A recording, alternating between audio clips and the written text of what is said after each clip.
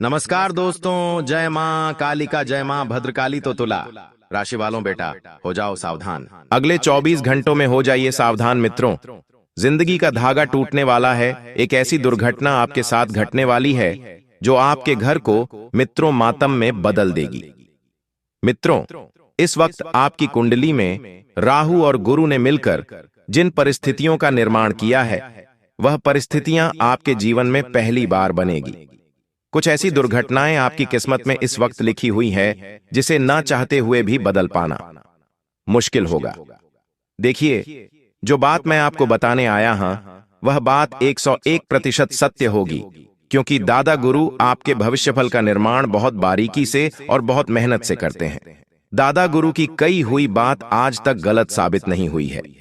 मित्रों, पिछले समय में भी आपने बहुत कष्ट झेले थे और बहुत सबक भी सीखे थे, और उन्हीं के आधार पर आज आपका भविष्यफल मैं बताने आया हूं। इसलिए मात्र 20 मिनट का कीमती वक्त आप निकाल लीजिएगा, क्योंकि मित्रों, इस वक्त देखिए चारों ओर से मुसीबतें आपके ऊपर आ रही हैं। कौन व्यक्ति कौन सी मुसीबत लेकर आएगा, यह भी इस वीडियो में आपको जानने को मिलेगा। और मित्रों, सावधानियों की बात करें तो देखिए, मैं कितनी भी सावधानियां आपको बता दूं, लेकिन अगर आप उन सावधानियों को बरतेंगे नहीं तो फिर आप अपने ही लिए मुसीबत का गड्ढा खोद रहे हैं। इसलिए हर एक सावधानी आपके लिए जानना भी अत्यंत आवश्यक होगी। सबसे पहले आप सभी इस वीडियो को लाइक कर दीजिएगा और कमेंट बॉक्स में ओम बागेश्वर धाम सरकार नमः अवश्य ही लिख दीजिएगा। अब मित्रों, देखिए कि जब समय की शुरुआत होगी तो शुरुआत में ही आपके सामने इतनी परिस्थितियां बिगड़ी हुई रहेंगी कि आपको समझ नहीं आएगा कि सबसे पहले आपको क्या करना है, क्योंकि जैसे ही सुबह की शुरुआत होगी, घर में किसी छोटी सी बात को लेकर भयानक विवाद उत्पन्न हो जाएगा। उस वजह से आपका दिमाग काम करना बंद कर देगा। मित्रों, आपको समझ नहीं आएगा कि क्या करना है और क्या नहीं करना है। इसलिए मैं हाथ जोड़कर निवेदन कर रहा हूं कि मित्रों, देखिए कि जब दिन की शुरुआत अच्छी होती है तो पूरा दिन अच्छा जाता है। इसलिए घर में हमेशा सुबह के वक्त कभी भी किसी भी प्रकार की खिटपीट नहीं होनी चाहिए। जितना ज्यादा घर का वातावरण शांत रहेगा, उतना ही ज्यादा हमारा पूरा दिन अच्छा जाएगा। देखिए, सुबह के समय रोजाना हमें घर में भजन चलाकर रखने चाहिए। इससे घर में शांति स्थापित होती है। इससे घर में मित्रों एक अलग ही तरह का सुकून रहता है।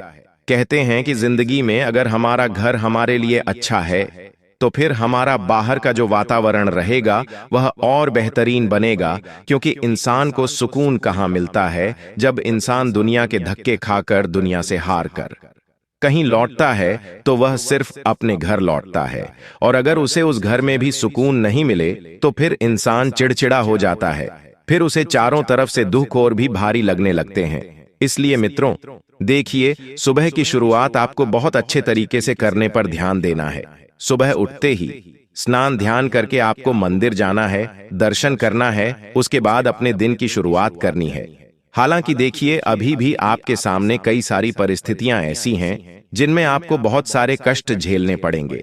देखिए, समय की शुरुआत आपके लिए इस वक्त अच्छी नहीं रहेंगी, क्योंकि इस वक्त गुरु ने जो दोष आपके लिए उत्पन्न किया है वह दोष साधारण नहीं है।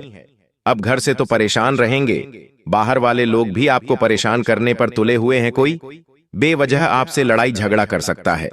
इस वजह से तू मैं हो सकती है, और इस वजह से आपका मन भी बहुत ज्यादा दुखेगा।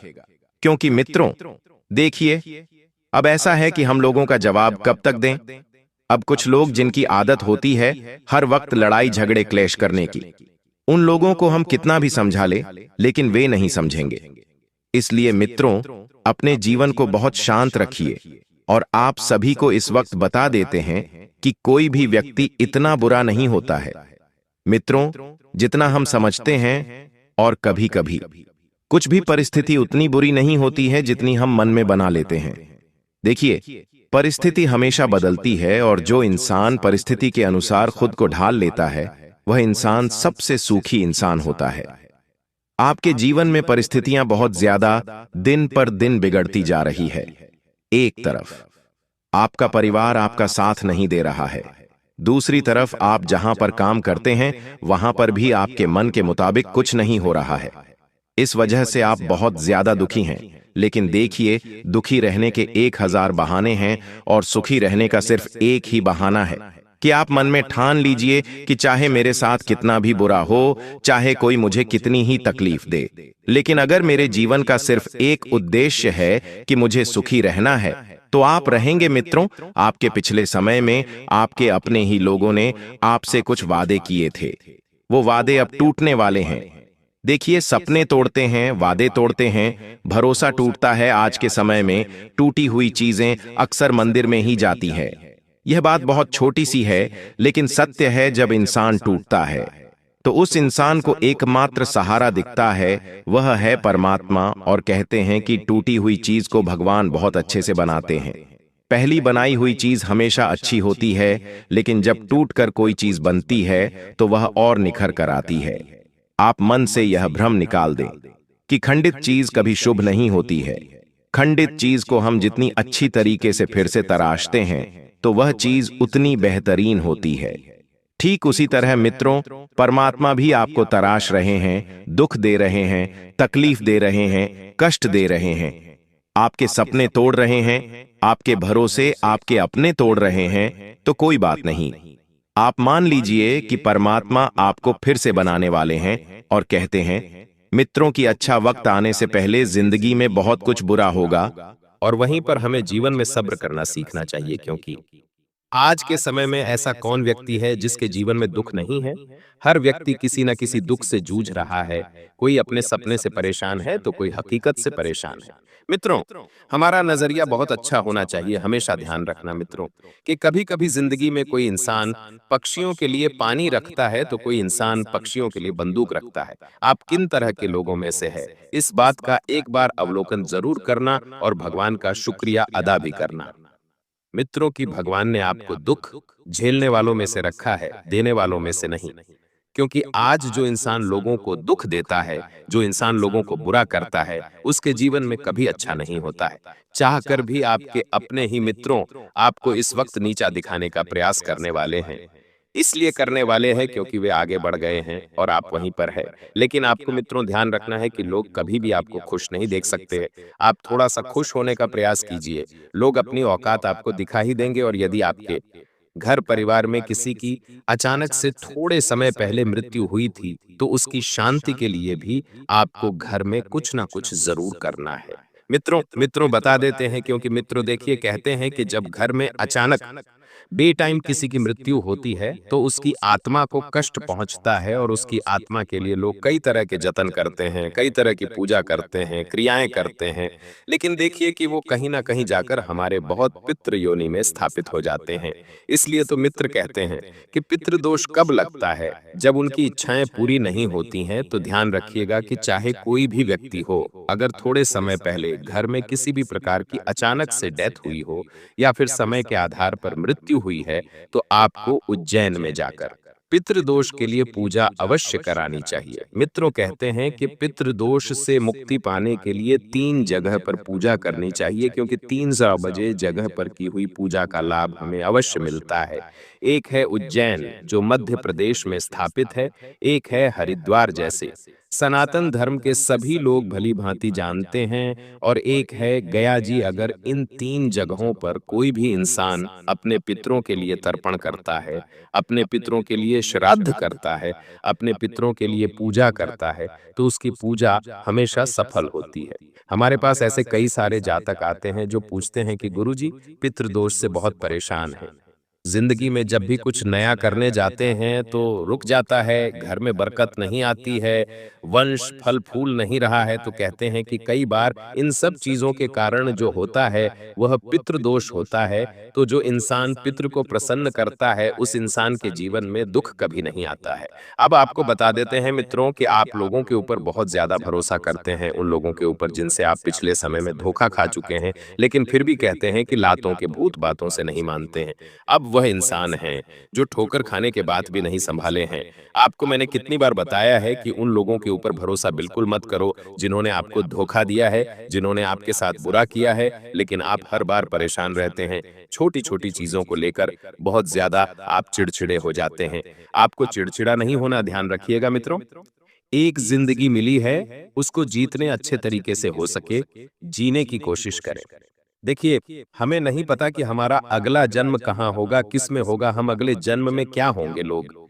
कई बार जब इंसान के जीवन में दुख आता है, तकलीफ आती है और उसे लगता है कि मैंने तो जीवन में सब अच्छे कर्म किए हैं, तो फिर मुझे दुख क्यों मिल रहा है? तो कई बार हमें लोग कहते हैं कि शायद हो सकता है ये हमारे पुराने जन्म के कुछ कर्म हों, पुराने जन्म के कुछ कर्ज हो जिन्हें हम चुका रहे हैं। आज आपके जीवन में कोई व्यक्ति आ रहा है, वह व्यक्ति आपका पैसा खाकर जा रहा है, वह व्यक्ति आपको तकलीफ दे रहा है, वह व्यक्ति आपको दुख दे रहा है। तो मित्रों, हमेशा ध्यान रखिएगा कि कभी-कभी जीवन में सब कुछ वर्तमान परिस्थितियों के आधार पर नहीं होता है। कभी-कभी पिछले जन्म के कर्म भी हमें बहुत सताने लगते हैं। आपको बता देते हैं कि अपने दैनिक जीवन को अच्छी तरीके से आगे लेकर चलें। अपने दैनिक जीवन में जो भी परेशानियां इस वक्त आ रही हैं, उन्हें आगे लेकर चलना बहुत जरूरी होगा और बता देते हैं कि आप इस वक्त यदि घर की छोटी से छोटी खरीदारी भी करना चाहते हैं तो अपने बजट का विशेष ध्यान रखें। आजकल लोग दिखावे में बहुत ज्यादा विश्वास रखते हैं, लेकिन वो नहीं जानते हैं कि दिखावे के चक्कर में कई बार घर भी जाते हैं। आज के समय में लोग अपनी औकात से दिखावा करते हैं, एक दूसरे को नीचा दिखाने के लिए हवा बना रखा है। मेरे पास गाड़ी है, मेरे पास बंगला है, मेरे पास ये है, मेरे पास वो है। भले उनके घर में 2 टाइम का ठीक से खाना नहीं होगा, लेकिन लोग दिखावे के चक्कर में इतने पड़े हुए हैं कि मत पूछो। मेरी आपसे हाथ जोड़कर एक ही विनती है कि पेड़ उतने ही फैलाओ जितनी बड़ी चादर है, क्योंकि कई बार जब चादर फटती है और चादर हटती है तो जिंदगी का तमाशा बनता है। पिछले समय में भी कुछ लोगों ने आपका बहुत तमाशा बनाया और आप जानते हैं कि वह लोग कौन थे? वह लोग थे आपके अपने ही। देखिए, इस वक्त आपके घर में आपके कुछ अपने मेहमान आ सकते हैं। मेहमान आना अच्छी बात है। पहले के समय में लोग कहते थे कि अतिथि जो होते हैं वह भगवान होते हैं। अतिथियों का हमेशा सम्मान करना चाहिए, अतिथियों का हमेशा अच्छे से खातिरदारी करना चाहिए। लेकिन आज के समय में अतिथि अतिथि नहीं बल्कि अर्थ ही उठाने वाले बन गए हैं। आज के समय में जिन लोगों के ऊपर हम सबसे ज्यादा विश्वास करते हैं और उन्हें अपने घर के अंदर की चीजें बताते हैं, वही लोग बाहर जाकर ढिंढोरा पीटते हैं। हमारी बदनामे का, हमारी गरीबी का, हमारी हैसियत का मजाक उड़ाते हैं। अरे भगवान ने आपको जो दिया है वो आपके पास है तो कि बहुत अच्छी बात है, लेकिन कम से कम आप उन लोगों का तो मजाक मत उड़ाइए जो आपसे नीचे की हैसियत वाले हैं। माना आज उन लोगों के पास कुछ नहीं है, लेकिन कल ऐसा वक्त जरूर आएगा कि परमात्मा उन्हें छप्पर फाड़ कर देगा। इसलिए मित्रों, आपसे भी मैं हाथ जोड़कर विनती करता हूं कि अगर परमात्मा ने आपको सब कुछ दिया है, बहुत अच्छी बात है। आपने अपने कर्मों के अनुसार सब पाया है, बहुत अच्छी बात है। अपने कर्म भी आपने बहुत अच्छे रखे हैं, लेकिन ध्यान रखिएगा, अगर कोई व्यक्ति आपसे नीचा है, आपसे छोटा है, वह व्यक्ति अपने जीवन में अगर संघर्ष कर रहा है तो उसके संघर्ष का कभी मजाक मत बनाना, वरना परमात्मा को छीनते देर नहीं लगेंगी। कहते हैं कि भगवान की लाठी में आवाज नहीं होती है, लेकिन जब पड़ती है तो बहुत जोर से पड़ती है। तो उस लाठी से डरना। मित्रों, और अपने काम को आप बहुत ज्यादा महत्व देते हैं, बहुत अच्छी बात है मित्रों, क्योंकि जो इंसान अपने काम की इज्जत करता है, काम उसकी इज्जत करता है और उसे हमेशा डबल ट्रिपल देता है। साथ ही मित्रों, अपने काम धंधे में आप बहुत ज्यादा इस वक्त फंसे हुए हैं। आपके कुछ ऑर्डर पिछले समय के अभी तक बाकी पड़े हुए हैं, उनको पूरा करने पर ध्यान दें, वरना पार्टी हाथ से जा सकती है। जो लोग इस वक्त पैसा निवेश करने की योजना बना रहे हैं, तो आज के समय में लोगों के सामने कई सारे विकल्प आ गए हैं। पैसा इन्वेस्ट करने के कुछ लोग सिप में पैसा इन्वेस्ट करते हैं, कुछ लोग म्यूचुअल फंड में पैसा इन्वेस्ट करते हैं, कुछ लोग प्रॉपर्टी में पैसा इन्वेस्ट करते हैं, कुछ लोग गोल्ड में पैसा इन्वेस्ट करते हैं, लेकिन भरोसा आज के समय में किसी का नहीं है। मित्रों, अब देखिए कि जो किस्मत में लिखा होगा, जो भाग्य में लिखा होगा, वह तो होकर ही रहेगा। कहते हैं कि इंसान के हाथ में सिर्फ कर्म होते हैं, देना नहीं देना वो परमात्मा के हाथ में होता है। और ये भी कहते हैं कि भाग्य का कोई नहीं छीन सकता है, नसीब का कोई नहीं छीन सकता है। नसीब में जो लिखा होगा वह तो होकर ही रहेगा, उसे हम कितना ही बदलने की कोशिश क्यों ना कर ले, कितने ही हाथ पैर क्यों ना मार ले, कितने ही गिड़गिड़ा क्यों ना ले, कितने ही रो क्यों ना ले, लेकिन जो नसीब में लिखा है वह तो होकर ही रहेगा। आपको बता देते हैं कि अपनी निजी जिंदगी को सुधारने पर सबसे पहले ध्यान दीजिए। निजी जिंदगी अर्थात मित्रों, कहने का तात्पर्य यह है कि आपके खुद के ऊपर ध्यान दें। आपको क्या करना है, कैसे करना है, कब करना है, ये सब चीजों पर ध्यान देना है और उन चीजों से दूर रहना है कि लोग क्या कर रहे हैं, क्यों कर रहे हैं, कब कर रहे हैं और कैसे कर रहे हैं। इन सब चीजों से आप जितना ज्यादा दूर रहेंगे, उतना ज्यादा आपके लिए मित्रों बढ़िया रहेगा। साथ ही देखिए, आज के समय में किसी भी चीज में हमें ज्यादा नहीं उलझना चाहिए। उलझने से चीजें सुलझने की वजह और बिगड़ जाती है, और कहते हैं कि चिंता हर व्यक्ति को होती है।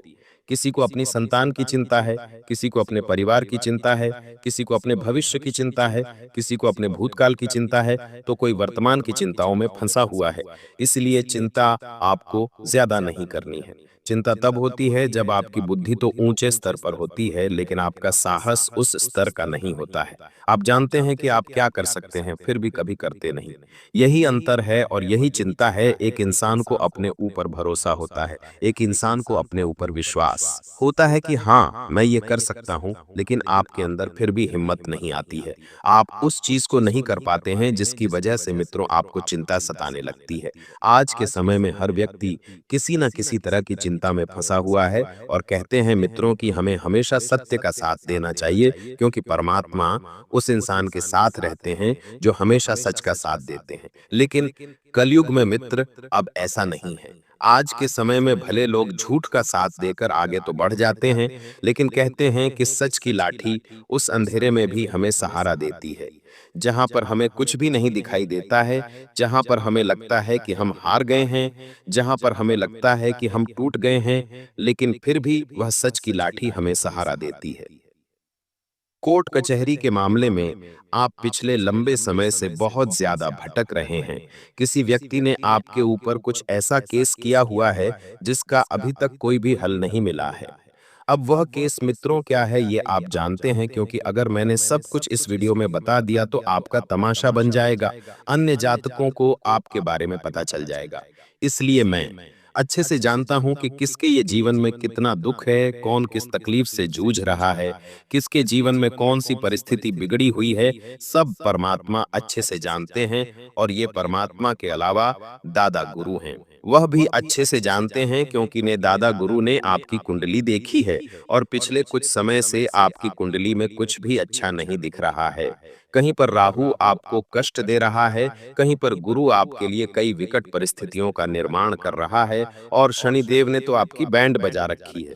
अब मित्र देखिए कि ये सब चीजें इंसान के भाग्य पर भी कभी-कभी निर्भर नहीं करती हैं, कभी-कभी निर्भर करती है कुंडली पर, कभी-कभी निर्भर करती है ग्रहों के दोष पर।